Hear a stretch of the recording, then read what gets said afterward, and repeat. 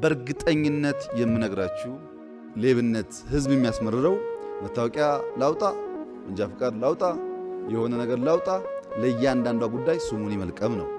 ከፍ ሲልሳ ሀብታም ይሆንና እኔ የምፈልገው የቦሌውን ነው፣ እኔ የምፈልገው ሳር ቤቱን ነው ለሚል ሀብታም ከመሬት ጋር ተያይዞ የሚሸቀጥ ሸቀጥ አለ። ሶስተኛውሳ ኮንትራት የሚሸጡ የሚገዙ ግለሰቦች፣ ምናልባትም ጥቂት ቡድኖች በጋራ ሆኖ የሚያጨረብሩት ሌብነት አለ።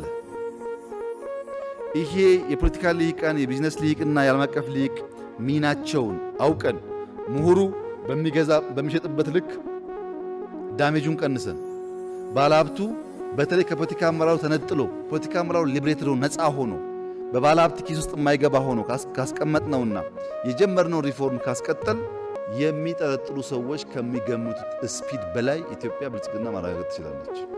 የምታረጋግጠው ግን ኮሙናል የሆነ አይዲያ ካለ፣ በጋራ አይዲያ ኖሮም በጋራ የምንሰራ ከሆነ፣ በጋራ የምንለፋ ከሆነ፣ በጋራ የምንጥር የምንነሳ ከሆነ፣ እጃችን የምንሰበስብ ከሆነ፣ በመትጋት በመስራት በመልፋት ውስጥ ኪሳራ የለም፣ ልጆቼ የተሻለ አገር ይኖራቸዋል ብለን የምነሳ ከሆነ በእርግጠኝነት ብልጽግናውን ማረጋገጥ ይቻላል።